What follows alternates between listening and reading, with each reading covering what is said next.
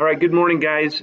So here's your quick little explanation video for today's grammar growth task, which is to identify whether the underlined part is a dependent clause or an independent clause. All right. So number one was the dependent clause, all right, because it can't stand on its own, and hopefully you found the dependent marker word because to help you out with that as well. All right. And then remember from our work last week, if I take because off of there, because it actually attaches to an independent clause or a simple sentence, then I am left with a simple sentence. She asked for help. All right. But that's beyond this activity. So I won't muddy the waters with any more talk like that. All right.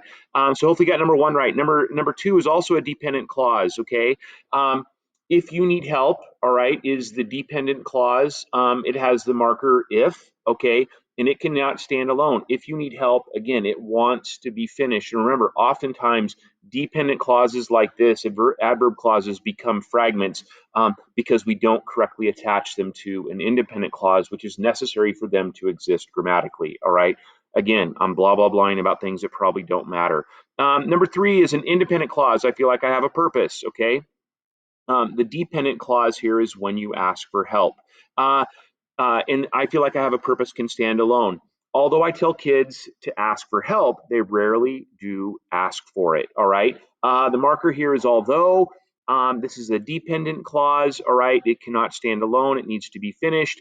And then number five was maybe a little tricky. I wasn't necessarily intending to trick you, but as I see it now, I can see that maybe it is a bit of a trick. All right. Um, Ask for help when you need it. Ask for help is an independent clause. It can stand alone. We have what we call an understood subject here. You is the understood but missing subject here.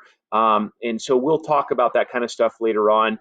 But hopefully you did it by process of elimination and realize that when you need it is the dependent clause because of the marker when. All right. So anyway, ask for help is an independent clause. Hopefully this helps.